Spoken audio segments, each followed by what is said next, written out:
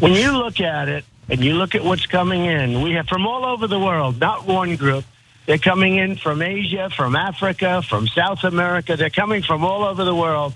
They're coming from prisons. They're coming from mental institutions and insane asylums. They're terrorists. Absolutely. That's poisoning our country. That's poisoning the blood of our country. And that's what's happening. And first of all, I know nothing about Hitler. I'm not a student of Hitler.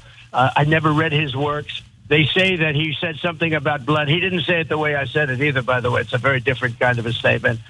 I can't believe it's not Hitler.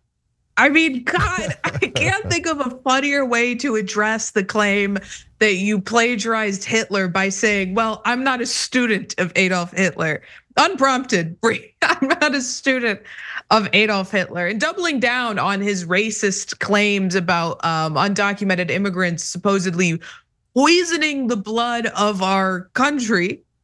Sounds pretty similar to Hitler to me. And you know what? Maybe his base either didn't care or they like Hitler because they responded very positively to these comments.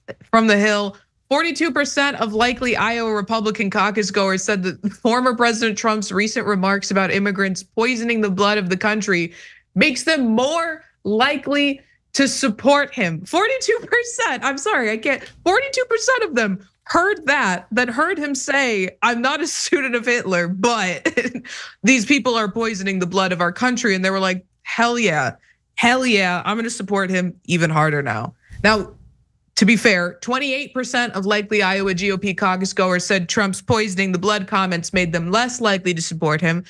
But there's also 29% who said the remark doesn't matter when it comes to their support. He's a little like Hitler, so what? Who cares? Is essentially their position. Now, I'm not naive. I didn't expect, his Hitler-esque comments to change the minds of the MAGA cult. They love him, and they told him as much at this rally, and he loved every second of it. Thank you, I appreciate it. Thank you very much.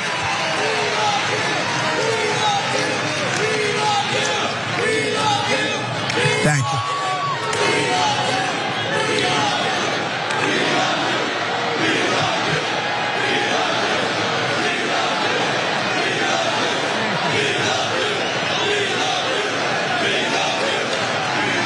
Thank you very much. We love you, Donald Trump. In parentheses, not a student of Hitler, by the way. My not a student of Hitler shirt is raising a lot of questions I feel like are already answered by the shirt. Now, more concerning though, maybe more concerning, is that multiple polls in recent weeks, despite his horrifically racist comments, show Trump performing historically well among Black and Hispanic voters in head-to-head matchups with President Biden. Washington Post reported across 5 high-quality polls that have broken out non-white voters in the past month, Trump is averaging 20% of Black voters and 42% of Hispanic voters. Trump in 2020 just took just 8% of Black voters and 36% of Hispanic voters, according to the Pew Research Center's validated voter survey. Exit polls pegged those figures at 12% of Black voters and 32% of Hispanic voters. And Asian Americans are the fastest growing demographic of voters. The increase in turnout of the AAPI community between 2016 and 2020 accounted for the margin of Biden's victory, said Tom Bonier, the CEO of the Democratic political data analysis firm TargetSmart. A recent Pew Research Center study found that 62% of Asian Americans identify with the Democratic Party, while 34% identify with the GOP. So there's some concerning statistics in there, but I just want to round out the Hitler angle of this story before I throw it to you guys for comment. This is an important fact, I think, bears pointing out. Now, Ivana Trump claims that Donald Trump kept Hitler quotes by his bed in a recently resurfaced interview from The Independent. The 1990 feature written by Marie Brenner recounts last April, perhaps in a surge of Czech nationalism, Ivana Trump told her lawyer, Michael Kennedy, that from time to time her husband reads a book of Hitler's collected speeches, My New Order, which he keeps in a cabinet by his bed. I don't know what qualifies one to call themselves a credentialed student of Hitler, but I think falling asleep while reading his quotes probably puts one firmly in that category. But his supporters don't care, right, Jay? They don't care, or they like it. Doesn't matter to them. Yeah. So I remember when Newt Gingrich would say that he was an amateur paleontologist, and then he would make a point about dinosaurs in the context of politics. He'd be like, "Shut up." Okay. Like, and now Trump, I guess, is an amateur student of Hitler. Like, look, when a guy walks in the room and says, "I'm not gay," what's the first thing you think, right? Okay, so this guy, he asked him, hey, poisoning the blood of our nation, how do you explain that quote? And he's like, "I'm not a student of Hitler." Okay, now I know he's addressing that Ivana quote, and so we're fair, we tell you that, right? But first of all, when you're in a debate about how similar you are to Hitler, you've already lost that debate. Except unless you're in the Republican Party, in which case you've already won that debate. Guys, I wish it weren't the case. So don't hate us for telling you things that are facts and true. This poll just came out. So 42% say it makes them more. Remember, 29% is like, I don't care that he's using Hitler quotes. The only two people that have ever used that is Adolf Hitler and Donald Trump. Oh yeah, 29% is like, I'm good with it. 42% is like, oh really? Well, then I like it even better. Now, again, to be fair, you saw the quote, the poll. It's not, hey, do you like it better that he's using Hitler quotes? Do you agree with him saying poisoning the blood of our nation?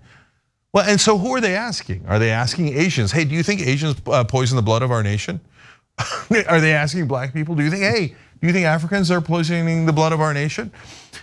No, for the demographics of the Republican Party, they're asking white folks. So look, the reason I bring that up is I was talking to a Republican a little while back, and they're defending Trump, and they say there's not a racist bone in his body. And I said, well, he said during the 2016 election that he would ban all Muslims. Forget the travel ban that he eventually did do, but he promised that he would ban all Muslims from the country. I'm Muslim. Am I supposed to cheer that on and be like, well, that's okay? I mean, come on, how much of a corporate tax cut is he giving though? Like once he says he would ban you from the country, there's not much of a further conversation. So you see that apparently, very, very, very likely, the white voters of the Republican Party go, yeah, I'm good with it. I'm good with it.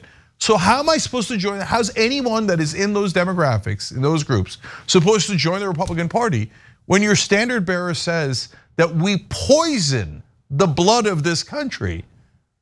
And then you guys are like, oh, I like him even more. Well, okay, that's telling on yourself. So look, if it wasn't clear before, if you're Asian, you're black, you're Latino, and he says, remember guys, it's not just poisoning with ideas or culture, even though that would be enormously indefensible, right? But in this case, he's saying poisoning the blood. So that means just based on genetics, if you're Asian or you're African, you're South American, your genetics are so bad that when you come here, since you're inferior to us, you poison our blood. I mean, how much clearer does he have to be? That's not on a scale of 0 to 100 on racism. That's like 112. So, but oh my God, if you call him racist, all those same people who are like, yeah, boy, those goddamn Asians and Africans are poisoning our blood. They'll turn around and be like, oh, how did you call him a racist? I'm so offended. I'm so offended. Well, what are we supposed to do with this? Are we not supposed to be offended? So Republicans have unreasonable asks of all of us minorities, that we should know that we should bow our heads and be inferior to them and accept our role and vote for this monster. No deal. Your ask is insane. And if you're in one of those groups and you're thinking of voting for Trump, you ought to have your head examined. He thinks you're so inferior, you poison his blood. All right, Brian. Well, Cenk and Ray, well, first of all, I can barely watch like Expendables 4 on Netflix before bed. I would never read Hitler before bed. It's terrible bedtime reading, just like a terrible choice. And it's making me question whether I'm just like my collection of poems and instructions on a manure spreader are like the worst bedtime. I don't know, maybe my bedtime reading is out of whack or out of step, but I'm sort of, what do you guys think?